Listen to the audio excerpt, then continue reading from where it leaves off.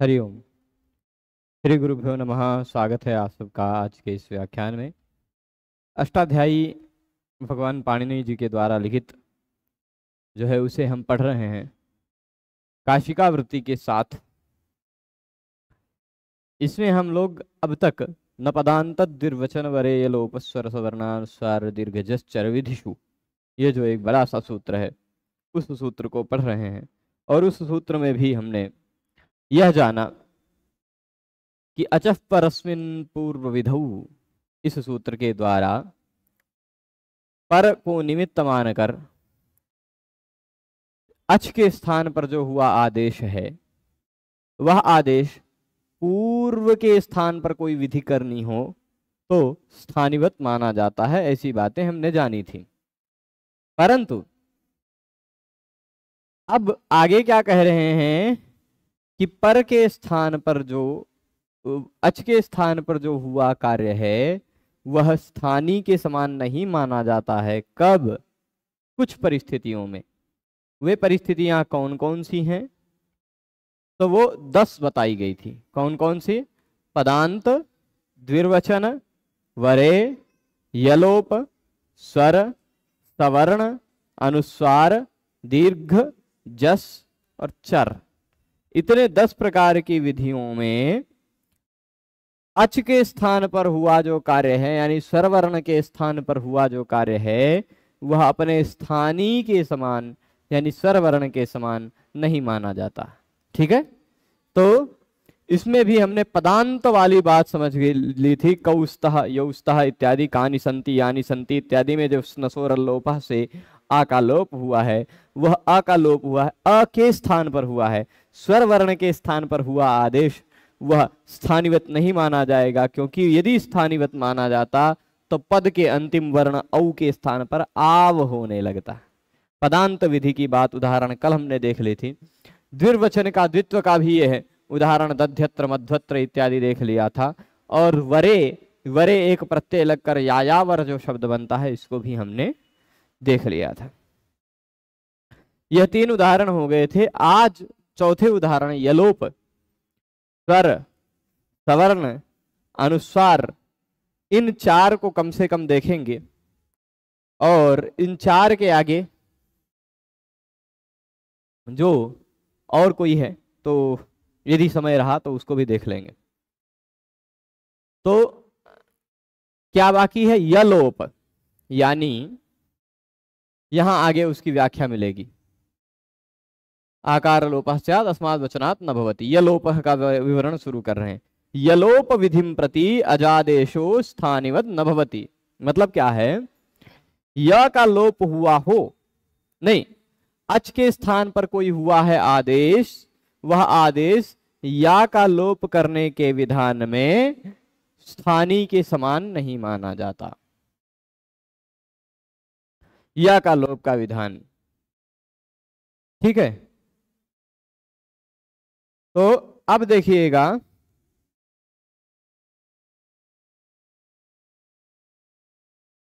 यहां देखिएगा जो उदाहरण दे रहे हैं। क्या उदाहरण दे रहे हैं? कंडूति, कंडूयते तिथि अतो लोपः परनिमित्तकः लोपो व्योर्वली इति लोपे हानिवत् स्यात् अस्माद् वचनात् न भवति। ठीक है। यहां देखिएगा,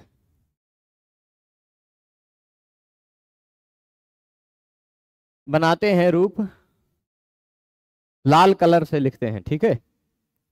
धातु है एक कंडू। कौन सी धातु है?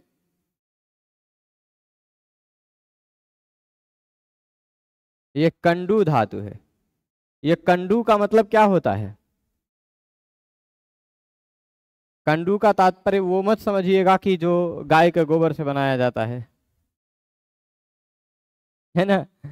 कंडू का तात्पर्य होता है खुजलाना। खुजलाने अर्थ में कंडू इत्यादि शब्द है। धातु मान लीजिए। तो विवाद है इस विषय में कि धातु है कि क्या है यह। तो कंडू इत्यादि गण में पठित जो शब्द हैं, ऐसा मानिए, उन शब्दों से यक प्रत्यय लगता है। यह यक प्रत्यय भी तीसरे अध्याय के पहले पाद के तीसरे अध्याय के पहले पाद में ही 30 नंबर सूत्र के आसपास कहीं कंडवादिभ्यो यक सूत्र से होता है। ठीक है, देखिएगा कंडवादिभ्यो यक 3:1:27 3:1:30 में बोला था, उसके आसपास 27 नंबर सूत्र है। ठीक, कंडवादिभ्यो यक यह जो सूत्र है वह सूत्र कहता है कंडू इत्यादि शब्दों से यक प्रत्यय लगता है। चलिए हमने यक प्रत्यय कर दिया। कौन सा प्रत्यय? यक। ठीक है, कंडू शब्द से कौन सा प्रत्यय लग गया? यक प्रत्यय। ध्यान दीजिएगा, यहां यक में से क का लोप हो जाएगा हल अंतिम से इत संज्ञा होने के कारण, तस्य लोपा से लोप होने के कारण। किसी का भी अंतिम वर्ण व्यंजन होता है तो वह लुप्त हो जाता है। कंडू ये बन गया। ठीक है, कंडू ये बन गया। अब यहां पर क्तिच प्रत्यय लगाया। कौन सा प्रत्यय? क्तिच। यह क्तिच प्रत्यय कहां से लगता है? क्तिच क्तौच संज्ञायाम, ऐसा करके एक सूत्र है, निकाल लीजिएगा। नंबर मुझे नहीं याद है अभी उसका सूत्र का, पर सूत्र मुझे ध्यान में आ गया है, मैं बता दे रहा हूं, नंबर भी बता दे रहा हूं। क्तिच क्तौच संज्ञायाम, संज्ञा अर्थ में यह प्रत्यय लगता है। तो कंडू शब्द से यह क्तिच प्रत्यय जब हम करेंगे तो ठीक 3-3-174 3-3-174 नंबर का सूत्र है। उस सूत्र से कंडूय एक धातु बन गया। अच्छा, ये कंडूय एक धातु बना है, कंडू के बाद यक लगा तो जो बन गया कंडूय। यह कंडूय क्या है? एक धातु है, ऐसा सनातनता धातवा ने कहा। ठीक, सन इत्यादि 12 प्रत्ययों में यक प्रत्यय भी है। वो सन इत्यादि प्रत्यय 12 प्रत्यय लगकर जो बनता है वो धातु बन जाता है, तो यक प्रत्यय लगकर भी जो बनता है वो धातु बन जाता है। तो इस धातु के बाद क्तिच प्रत्यय लग जाता है। क्तिच। ठीक, प्रत्यय क्या है? आधा का, ता पर ई की मात्रा और च। ठीक है, क्तिच में से भी च की इत संज्ञा हो जाएगी, क की इत संज्ञा हो जाएगी, बचेगा ती। ठीक है, क्या बचेगा? यति बचेगा। हो गया कंडूयति। ऐसा हुआ अभी तक की स्थिति में, कंडूयति। अब यह जो ती दिखाई पड़ रहा है यह तिप प्रत्यय नहीं है, तिप प्रत्यय नहीं है ना, यह क्तिच प्रत्यय। कौन सा प्रत्यय? क्तिच। क्तिच प्रत्यय सार्वधातुक है कि आर्ध धातुक? आप कहेंगे धातु के बाद लगने वाला तिंग और शित से भिन्न प्रत्यय है, इसलिए आर्ध धातुक है। निस्संदेह न, स्पष्ट है। तो यह आर्ध धातुक प्रत्यय लगा हुआ हो तो धातु के अंतिम वर्ण के रूप में आने वाले अ का लोप हो जाता है। ठीक है, धातु के अंतिम वर्ण के रूप में आने वाले अ का लोप होता है यदि उसके बाद आर्ध धातुक प्रत्यय लगा हुआ हो। तो सूत्र कौन सा है? यही 6-4-48 अतोलोपः। 6-4-48 अतोलोपः। अतोलोपः कहता है अ का लोप होता है कब? यदि उसके बाद आर्ध धातुक प्रत्यय लगा हुआ हो। तो ये आर्ध धातुक प्रत्यय लगा है इसलिए आ को लोप हुआ। अब यहां जो लोप हुआ उसको ध्यान से देखिएगा, यह किसके स्थान पर लोप हुआ है? अ के स्थान पर, है ना? अ का लोप हुआ है ना। तो अच के स्थान पर, स्वर वर्ण के स्थान पर जो आदेश हुआ है वह आदेश, और वो भी पर को निमित्त मानकर हुआ है ना। और अब इस पर को निमित्त मानकर अच के स्थान पर आदेश हुआ है। अब इस अच का जो लोप हुआ है उसके कारण उससे पहले जो या है इस या का लोप होने लगेगा, होने लगेगा। या का लोप होने लगेगा क्यों? एक सूत्र है छोटा सा, लोपो योर्वली।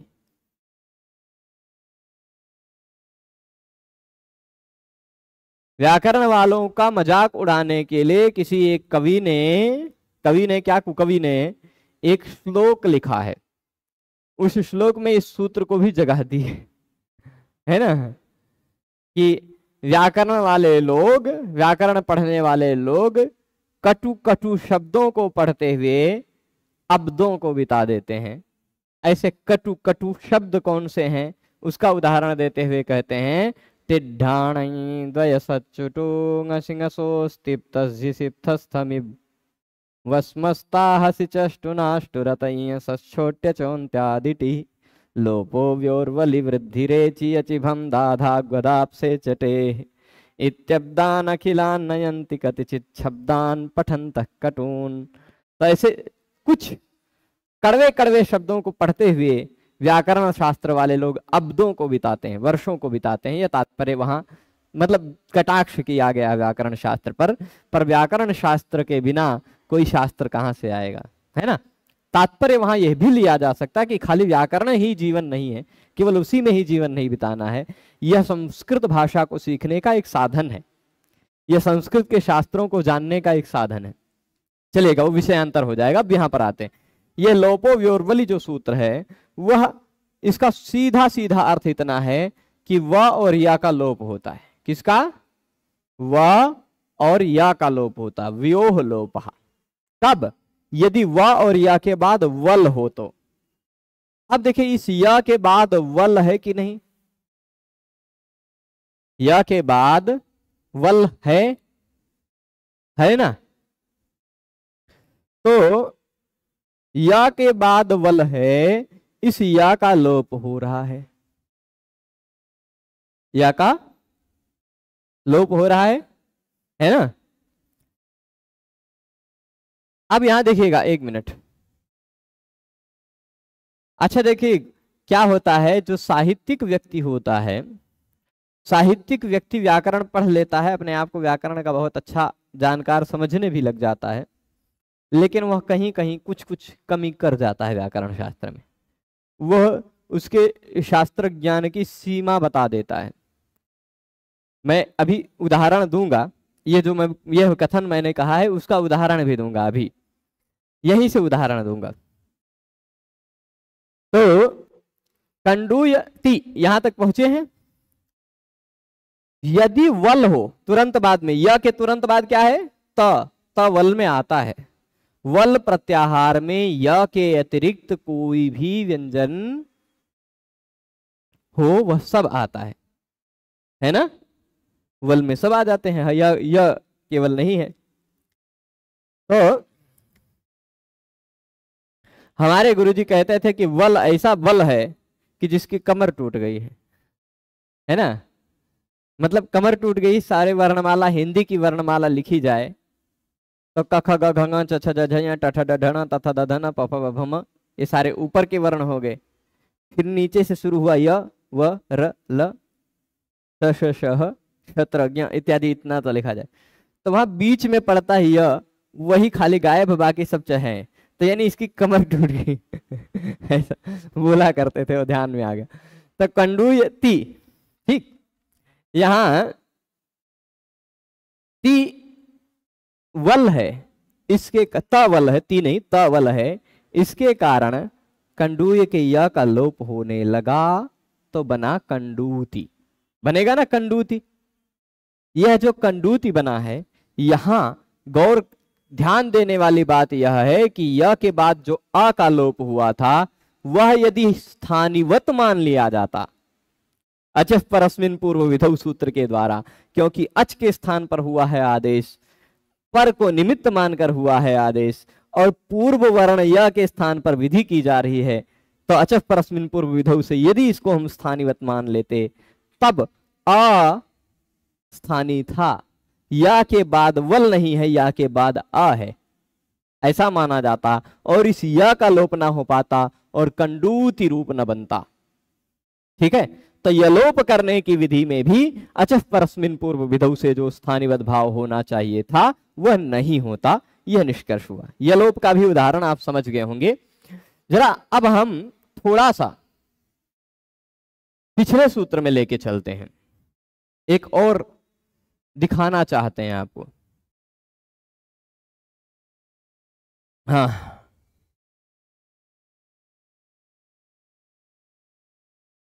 यहां क्या है? आदिध्य, चलेगा। यहां ये जाने ही वधूटी जाने ही, इन उदाहरणों को देखिएगा। यह उदाहरण दे तो दिया है, पर उदाहरण एक बार देखना है कि अन्य व्याख्याकारों ने यह उदाहरण दिया है कि नहीं दिया है, ये भी देखना चाहिए। अच्छा, परस्मिन पूर्व विधौ में ये हमारे एक प्रबुद्ध छात्र हैं, अच्छा अच्छा प्रश्न पूछा करते हैं। उन्होंने 2 दिन प्रश्न पहले यह प्रश्न पूछा था, तो मैंने कहा था कि जब मैं यलोप पढ़ाऊंगा, यलोप बताऊंगा, तब यह बताऊंगा, तो अभी ध्यान में आ गया। तो यहां एक बार हमें देखना पड़ेगा कि अन्य व्याख्याकारों ने क्या इसका उदाहरण सिद्धांत कौमुदी में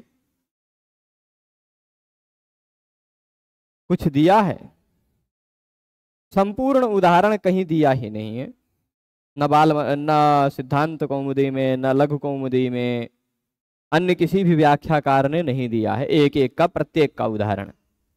काशिका व्याख्याकार ने प्रयास किया है देने का, लेकिन इनका एक उदाहरण दोष से युक्त है, दिख रहा है क्या? देखिएगा, यहां कहे वधूटी, या यही युव जानो, युव जाया था ना, युव जाया और निंग, ऐसा था, जाया या निंग, हमने समझाया था ये बात, ठीक है ना। तो यहां हुआ क्या कि आ का लोप हो गया, अंतिम आ का लोप नहीं हुआ, उसी के स्थान पर निंग हुआ है ना, उसी को निमित्त मान करके यह निंग हुआ है। तो यहां पर अचः परस्मिन पूर्व विधौ, इस सूत्र से अच के स्थान पर आदेश तो हुआ है निंग, लेकिन पर किसी को निमित्त मानकर नहीं हुआ है ना, पर में कुछ नहीं है, इस कारण यहां अचः परस्मिन पूर्व विधौ नहीं लग पाया, इस कारण यहां ये अचः परस्मिन पूर्व विधौ नहीं लग पाया, और स्थानिवत भाव नहीं हुआ, तो लोपो व्योर्बली से या का लोप हो गया। ये उदाहरण हमने युवजानी में समझा था, ठीक है।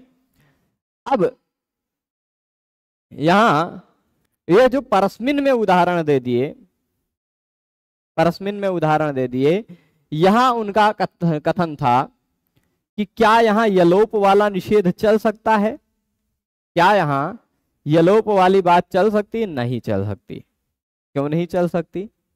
यलोप वाली बात तब चलेगी जब, यलोप वाली बात तब चलेगी जब पर को निमित्त मानकर कोई अच के स्थान पर कार्य हुआ हो। यहां पर को निमित्त मानने की बात नहीं है। संभवतः यही उदाहरण उन्होंने पूछा था कि कोई दूसरा उदाहरण पूछा था, ठीक। अभी देख लेते हैं, इसमें कोई किसी एक उदाहरण में था उनका प्रश्न, यदि देख रहे हो तो अभी वो उदाहरण बता सकते हैं। तो यलोप विषयक संभवतः यही प्रश्न था, है यही था। तो यहाँ अंतर साफ साफ है, अंतर साफ साफ है, यहाँ यलोप वाली बात नहीं रहेगी, ठीक है, चलेगा। कि यहाँ ये तो नहीं था छ, यहाँ भी यकार का लोप है, ये देख लेते हैं। बाभ्रव्यस्यामी छात्राः इति बाभ्रवीयाः। प्रश्न क्या उठा रहे हैं कि प्रश्न क्या है यहाँ, वैयाघ्र पद्यः पुंवद भावम न प्रतिपद्नाति आदिध्य इति दीधि, ठीक है, टेरेत्वम न प्रतिबध्नाति पूर्व विधावित गौ पूर्व विधावित किम, ठीक है, यही बात थी।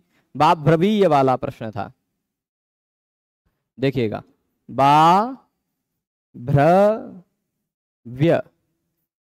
ठीक, बाभ्रव्य, और फिर उसके बाद प्रत्यय था छ, जिसके स्थान पर हो गया है, प्रत्यय के स्थान पर ई, छ के जगह पे ई हो गया है, ठीक, बाभ्रव्य ई। अच्छा, बाभ्रव्य को भी मैंने बताया था कि यहाँ कई काम हुए हैं, क्या बभ्रू और उसके बाद य था, तो बभ्रू को और गुणा से गुण होकर एचो यवायावा ओ होकर, फिर उसके बाद एचो यवायावा से अव आदेश होकर, तो और पहले स्वरवर्ण की वृद्धि होकर तो बाभ्रव य ऐसा बना है ना। तो यहां अब अच के स्थान पर, अच के स्थान पर इस उदाहरण में भी शिवम जी, इस उदाहरण से भी आप अंतर समझ सकते हैं कि उस उदाहरण में यलोप की जो बात है, यह यलोप की बात किस तरह की है, और आने वाले सूत्र में जो यलोप की बात कही गई वह किस तरह की है। दोनों में अंतर है, थोड़ा सा ध्यान दीजिएगा। यहां पूर्व विधौ देखिए, अच के स्थान पर आदेश हुआ है, ओ के स्थान पर अव हुआ है, पर को य को निमित्त मानकर हुआ है, वान तो ये प्रत्यय सूत्र से है ना, पर को निमित्त मानकर हुआ है। तो ऐसी स्थिति में यहां पूर्व के स्थान पर कोई विधि नहीं हो रही है, इस व को निमित्त मानकर, इस व को निमित्त मानकर हलह तद्धितस्य से य का लोप हो रहा है, और इसमें ई जुड़कर बाभ्रवीय बनेगा। यहां जो य का लोप हो रहा है, यलोप विधि है, वह नपदांत द्विर्वचन वरे यलोप से अलग है। वह पूर्व में स्थित य का लोप होना निरूपित है, यहां बाद में स्थित य का लोप है, ये एक अंतर है। ठीक है, चलेगा। तो अब आगे चलते हैं, यलोप की बात हो गई, तो अब आगे चलते हैं स्वर, सवर्ण और अनुसार, इन सबको स्वर को देखते हैं। स्वर का तात्पर्य आप क्या समझते हैं? हाँ, ये एक यहां देख लीजिएगा, कंडूति ही, यहां कंडूय धातु से, कंडूय धातु से तिच प्रत्यय करने पर अतो लोपः सूत्र से पर को निमित्त मान करके आ का लोप किया, तो फिर वह जो आ का लोप करने के बाद ति बचा है और यह आधा बचा है, वह लोपो व्योर्बली से या का लोप होने लगने में स्थानिवत हो जाता। अच्छा, परस्मिन् पूर्व विधौ सूत्र से, परंतु अस्माद् वचनात् न भवति, इस सूत्र में यलोप का वचन कह देने के कारण नहीं हो पाएगा, वह स्थानिवत भाव। अब स्वर का उदाहरण दे रहे हैं, स्वर विधिम प्रति अजादेशः न स्थानिवत भवति। स्वर का विधान करना है, स्वर का तात्पर्य क्या है, क्या होता है स्वर? स्वर मतलब अ आ इ ई इत्यादि स्वर का यहां तात्पर्य नहीं है, वहां अच कह देते। स्वर का तात्पर्य है उदात्त, अनुदात्त और स्वरित। पाणिनीय शिक्षा में उदात्तश्च अनुदात्तश्च स्वरितश्च स्वरास्त्रयः, वहां वर्णों का विभाजन 5 तरह से किया है। स्वरतः कालतः स्थानात् प्रयत्नानुप्रदानतः, स्वर की दृष्टि से, काल की दृष्टि से, स्थान की दृष्टि से, प्रयत्न की दृष्टि से, अनुप्रदान की दृष्टि से। तो वहां स्वर क्या है वो बताया है, उदात्तश्च अनुदात्तश्च स्वरितश्च स्वरास्त्रयः। उदात्त, अनुदात्त और स्वरित, ये 3 स्वर होते हैं। ठीक है, और ये बात स्पष्ट है। तो अब देखिएगा क्या है कि स्वर विधि के प्रति, स्वर का विधान करना हो, उदात्त अनुदात्त स्वरित करना हो कोई, तो वहां पर अच के स्थान पर जो आदेश हुआ है वह अपने स्थानीय के समान नहीं माना जाता। अच्छा, परस्मिन् पूर्व विधौ सूत्र से जो स्थानीवत भाव होना चाहिए था वह नहीं हो पाता, ये तात्पर्य है। उदाहरण क्या दे रहे हैं? चिकीर्षकः, जिहीर्षकः बनाते हैं। चिकीर्षकः, जिहीर्षकः लिखा है, जिहीर्षकः नहीं, ये जिहीर्षकः है। यहां भी र रहेगा, र रहेगा, ऊपर इधर इधर।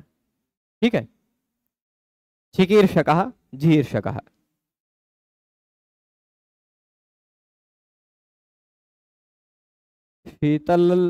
शीतलानन्य, ठीक है। प्रथम कक्षा में हमने पढ़ा था कि प्रत्येक शब्द को नहीं लेना है ध्वनि आदि। भर्तृहरि जी ने जो उपादान शब्द को लिया है, तो शिव जी के डमरू भी ध्वनि है ना, तो फिर प्रत्याहार सूत्र कैसे निकल रहे हैं? देखिए, वो जो शिव जी के सूत्र निकले हैं, वह शिव जी के सूत्र क्या है? वह शब्द निर्माण के साधन है, साध्य नहीं।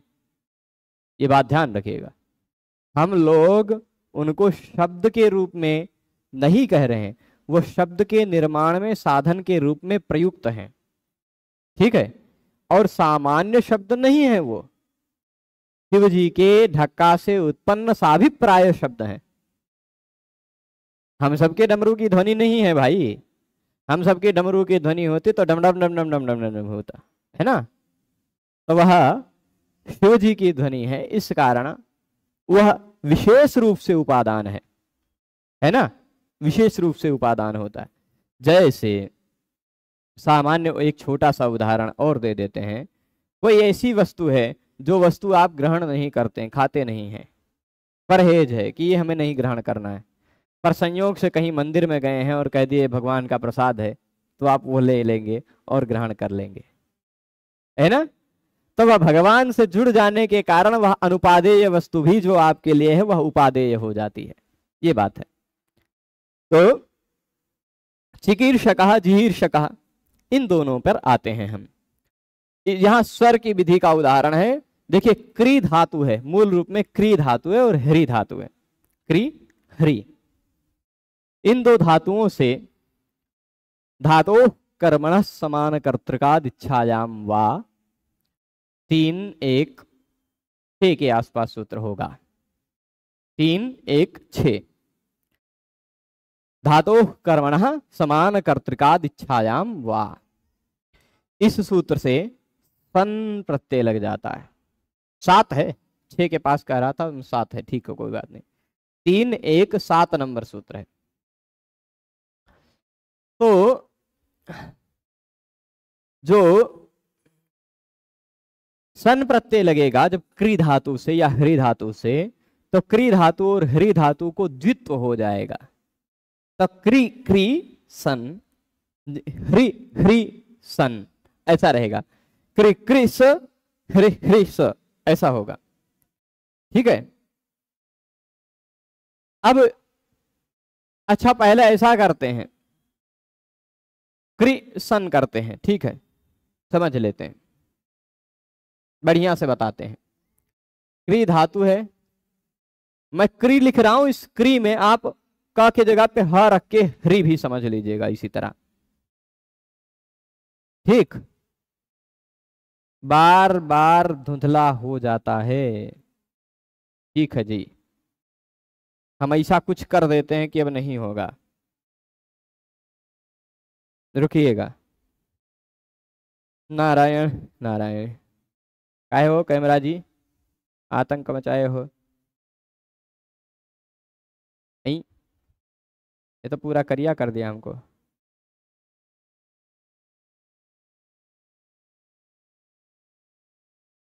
ठीक है, कुछ है इसमें सेटिंग में गड़बड़ी, करेंगे, अभी दिख रहा होगा थोड़ा सा, पर चलेगा। बार बार ये कैमरा जो है ना अपने आप फोकस करता है, तो हमारे चेहरे पे फोकस करने लग जाता है, इसमें कुछ है सेटिंग में गड़बड़ी, देखेंगे सुधारेंगे, ठीक है।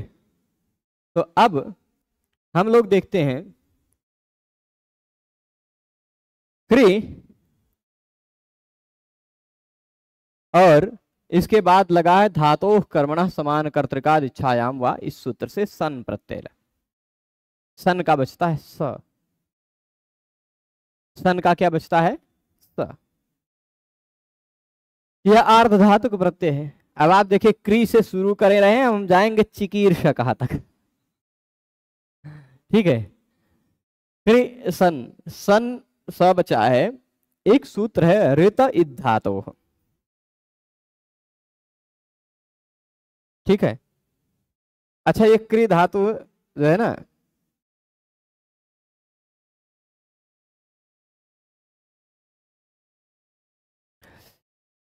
एक और बात है, सूत्र नंबर निकालना पड़ेगा आपको, मैं सूत्र खोज लेता हूं इसमें। अज्झनगमं शनि 6 4 16, सूत्र निकालेंगे आप 6 4 16। देखिए जो जो उदाहरण मैं बताता जा रहा हूं, जो जो सूत्र बताता जा रहा हूं, उसका जो जो कार्य बताता जा रहा हूं वही कार्य करता जा रहा हूं, इसलिए आपको समझना पड़ेगा, धैर्य से यहां देखते रहेंगे, जो बताता रहूंगा उसका सुनते रहेंगे तो समझ में आएगा। ये 6 4 16 सूत्र निकालेंगे तो आपको दिखाई पड़ेगा अज्झनगमं शनि, अज्झनगमाम शनि। सूत्र को मैं तोड़ कर लिख दूं तो उस सूत्र में इतने शब्द हैं, अच, हन, गम। इन इतने 3 प्रकार की धातुओं को, अच यानी अजंत धातु जो स्वर पर समाप्त हो रही है ऐसी धातु, हन धातु, गम धातु के बाद सन प्रत्यय लगा हुआ हो, सन प्रत्यय लगा हुआ हो तो ऐसे धातुओं को दीर्घ हो जाता है। यह क्री हो गया दीर्घ। ठीक है, कब? आज पर समाप्त हो रही ना धातु, उसके बाद सन प्रत्यय लगा हुआ है ना, तो दीर्घ हो गया। इतनी बात स्पष्ट है।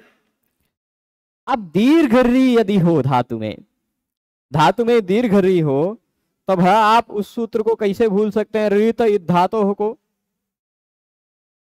याद है? ऋत इद धातोः दीर्घ,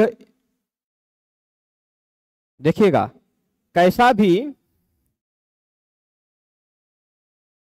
भी दीर्घ री हो, ठीक, दीर्घ री हो, ऐसे धातु के अंतिम वर्ण के स्थान पर ई हो जाया करता है। बस बताया था हमने इसको, उरण रपरह के प्रसंग में भी बताया था, है ना। धृत इद धातु री के स्थान पर ई होता है। तो धातु का अंतिम वर्ण यदि री हो दीर्घ वाला, तो उसके स्थान पर छोटा ई हो जाता है। क्या हो जाता है? ये दीर्घ ई हटना है, उसके जगह पे आना है छोटा ई। अब आपने उरण रपरह पढ़ रखा है, फिर री के स्थान पर अ ई उ होता हो तो वह सीधे अ ई उ नहीं होता, अर इर उर हो जाता है। ठीक है, समझे है ना, जानते हैं।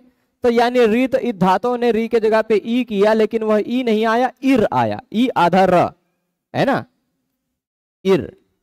तो यहां हम क्री में से जब री हटाए तो का आधा हो गया, उसमें इर जुड़ गया, तो यह बन गया किर। किर किया, किर, किर स। अब सन प्रत्यय लगा हुआ हो तो धातु के प्रथम एकाच को द्वित्व हो जाता है संज्ञोह सूत्र से। सन प्रत्यय लगे रहने पर धातु को डबल भी होता, द्वित्व भी होता, तो यह किर नहीं रह जाएगा, यह किर किर हो जाएगा। इसी तरह हम हरि को हिर हिर लिख देते हैं। हरि पहले हरि होगा, फिर हिर होगा, फिर हिर हिर दो बार हो जाएगा। ठीक है, कोई दिक्कत? अब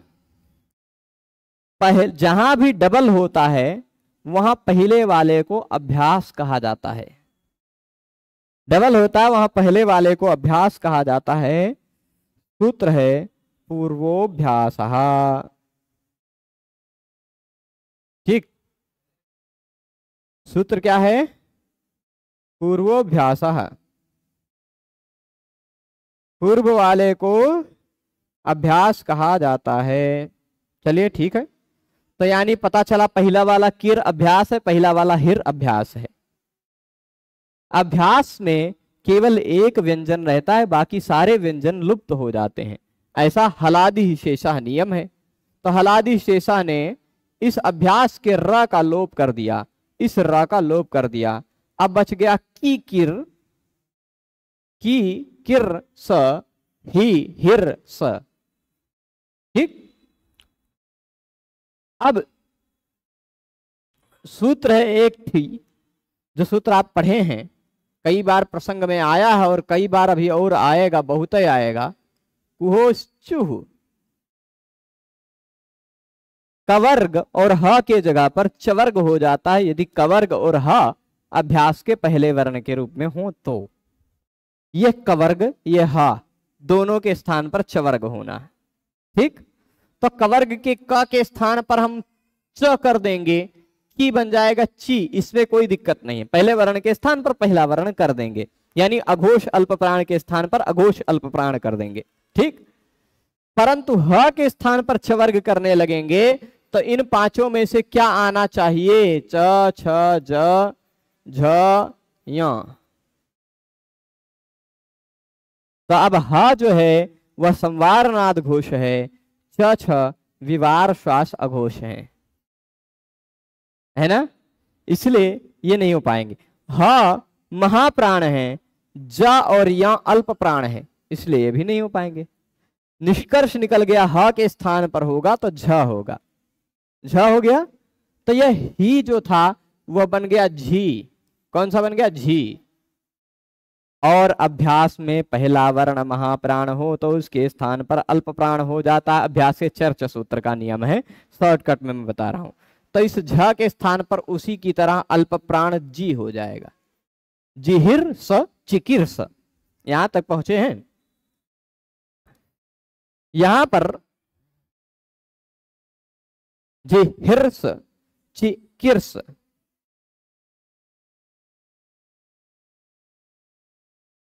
यहां आगे क्या होगा? चिकीर्ष, यहां लगेगा सवर्ण दीर्घ नहीं, यहां मुझे लगता है हलिच। हलिच एक सूत्र है, रोअर उपधाया दीर्घ इका, ऐसा नियम है। धातु का अंतिम वर्ण र हो अथवा व हो, धातु का अंतिम वर्ण र हो अथवा व हो, यहां र है। उससे जस्ट पूर्व में जो उपधा है वह इक हो, इक मतलब इ उ रि हो।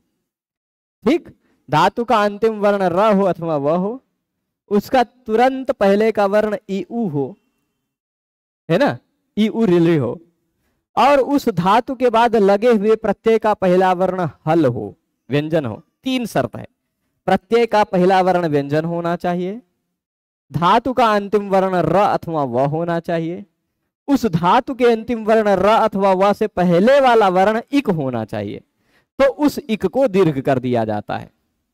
ठीक है, उस इक को दीर्घ कर दिया जाता है। यहां ही बन जाएगा ही, की बन जाएगा की, बन गया चिकीर्ष जिहीर्ष।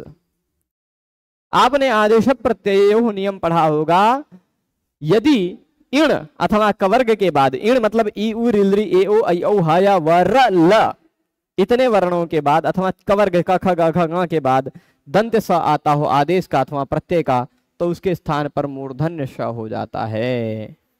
चिकीर्ष जिहीर्ष, यहां तक पहुंच गए हैं हम, इतने तक में कोई दिक्कत नहीं है।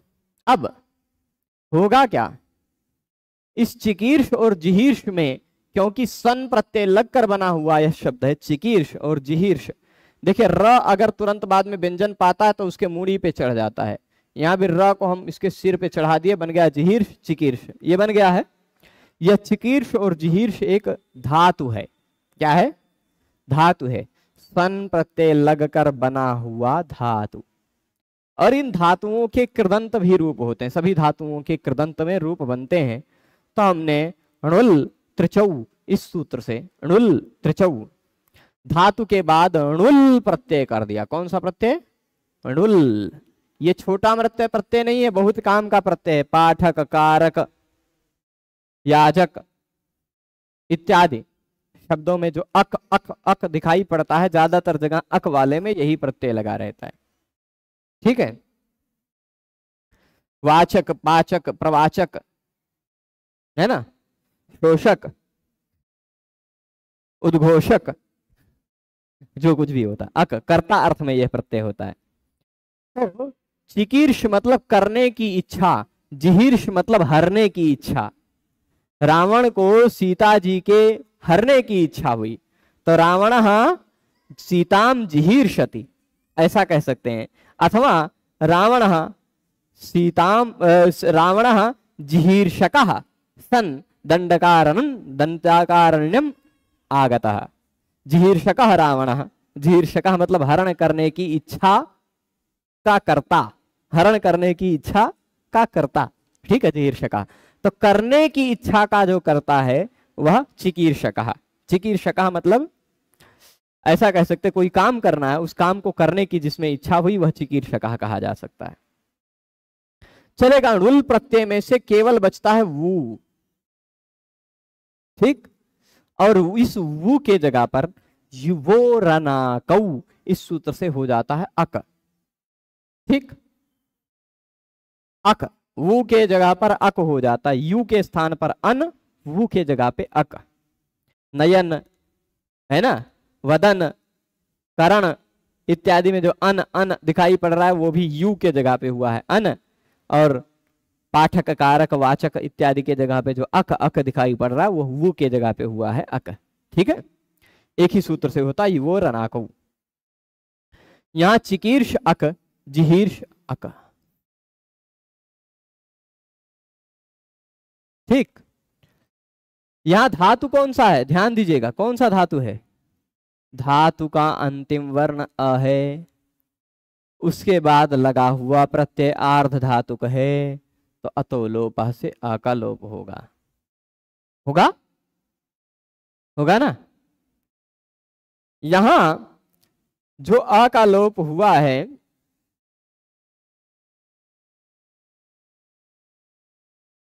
यहां क्या होगा, धातु संज्ञा सनादिनता धातव से यहां अंग संज्ञा होकर अक आदेश हुआ, फिर लोप होने से अ का लोप हुआ, चिकीर्ष अक, चिकीर्ष अक, जिहीर्ष अक, यहां तक पहुंचे हैं। ठीक है, अब यहां जोड़ने पर बना चिकीर्षक जिहीर्षक, ऐसा बनेगा जो यही यहां लिखा है, परंतु बात क्या है, सूत्र है जी,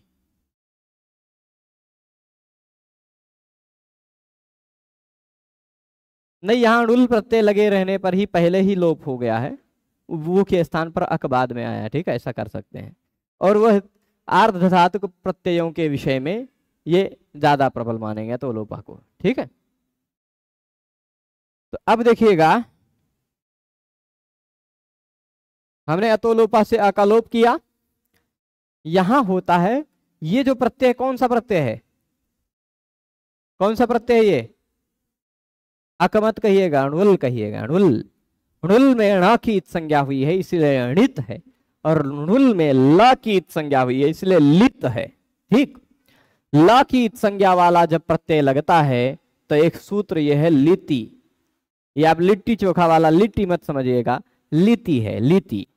ठीक, लिति क्या कहता है, लित प्रत्यय लगे रहने पर, लित यानी ल की संज्ञा वाला प्रत्यय लगे रहने पर प्रत्यय से पहले वाला वर्ण उदात्त होता है, ऐसा लिति ने कहा। क्या कहा, लित प्रत्यय लगे रहने से पहले, ठीक, लित प्रत्यय लगे रहने पर प्रत्ययात पूर्वम उदात्तम इति स्वरे कर्तव्ये न स्थानिवत् भवति इति। अब प्रत्यय यह लित है, इस लित से पूर्व में स्वर है कि नहीं है, लित से पूर्व में या अच का लोप हुआ है, पर को निमित्त मानकर हुआ है, और पूर्व के स्थान पर विधि करना चाह रहे हैं, तो स्वर विधि में भी, स्वर का विधान करने में भी अच का जो लोप है वह स्थानिवत नहीं माना जाता, और जब स्थानिवत नहीं माना जाएगा तो उसको उदात्त भी नहीं हो पाएगा। उदात्त भी जो पूर्व उदात्त होना है लिति सूत्र से, वह प्रत्यय से पूर्व वर्ण को उदात्त करना था, वह नहीं हो पाएगा, नहीं हो पाएगा तो स्वरित रह जाएगा। ठीक है, यही चिकीर्षका जिहीर्षका में ऊपर जो चिन्ह लगा हुआ है यह स्वरित का चिन्ह लगा है। ठीक है, चलेगा। तो ये स्वर के विधान में भी अचः परस्मिन पूर्व विधौ सूत्र नहीं लगता, यही बात कह रहे हैं। णुल प्रत्यय करने पर अतोलोपा से पर निमित्तक जो लोप हो गया वह लित प्रत्यय, लित लगे रहने पर प्रत्यय से पूर्व में उदात्त होता है, ऐसा स्वर करने की इच्छा हुई तो वो स्थानीवत नहीं माना गया, वह स्वर नहीं हो पाया। अब सवर्ण के उदाहरण में देखिएगा, जहां सवर्ण विधान करना हो वहां सवर्ण विधान में भी हम अनुस्वार दीर्घ जस चर, ये चार को कल पढ़ेंगे, अनुस्वार दीर्घ जस चर, सवर्ण को आज पढ़ लेते हैं, है ना। सवर्ण क्या है, सवर्ण की विधि करनी हो तो भी सवर्ण की विधि के प्रति भी अच का जो आदेश है वह स्थानीवत नहीं माना जाता। क्या है सवर्ण की विधि, कैसे होती है सवर्ण की विधि, देखते हैं। पिंडी, पिंडी। अच्छा, शिंडी, पिंडी है बड़ा लंबा पवाल। रुधादिभ्य स्नम, स्नम करना पड़ेगा, स्नम का आधा न बचेगा, स्नसोर लोपा भी लगाना है, आ का भी लोप करना है, और फिर उसके बाद ही प्रत्यय करना है। ही प्रत्यय करने के बाद पहले सिप प्रत्यय, सिप के स्थान पर ही के जगह पे हु झलभ्यो हेर धी, धी के जगह पे ढी, इतना सारा बवाल करना है। और तो इतना सारा बवाल करने में कम से कम आपको 5-6-7 स्टेप आगे बढ़ाना पड़ेगा, और 6-7 स्टेप आगे बढ़ाने में 6-7 सूत्रों को बताना पड़ेगा कम से कम। तो इसलिए इस उदाहरण को रहने देते हैं, आज यहीं रोका जाए व्याख्यान को, है ना। हम लोग व्याख्यान इससे आगे विषय को कल देखेंगे, आज यहीं रोकते हैं। श्रीमद् वाल्मीकि रामायण इससे आगे पढ़ लिया जाए, कम से कम एक सर्ग वह भी आगे बढ़े, ठीक है। सभी लोग जुड़े रहे व्याख्यान में, उसके लिए बहुत बहुत धन्यवाद। नमो नमः। प्रश्न है, चतुर्दश सूत्र शिव जी के डमरू से निकले, उनके मुख से क्या निकला? वह उनका डमरू ही पर्याप्त है, मुख से बोलते तो और कमाल हो जाता है ना। भगवान का वैभव ही ऐसा होता है, ये बात ध्यान रखिएगा। प्रभु अभी इस विषय पर प्रश्न ना करें तो ही ज्यादा ठीक है, क्योंकि जो छात्र यहाँ सामने आते हैं वो सब छात्र दुखी हो जाते हैं। ये अभी वो निश्चित नहीं है कहाँ रहेंगे हम, लेकिन कहीं तो रहेंगे, धरती पर रहेंगे 96 साल तक, ठीक है। 96 साल तक नहीं, अब उस 96 साल में से 29-30 साल जा चुका है, 29.5, बाकी बचे साल तक रहेंगे अभी धरती पर, ठीक है। चलेगा, सभी लोग जुड़े रहे उसके लिए सभी को बहुत बहुत धन्यवाद। नमो नमः।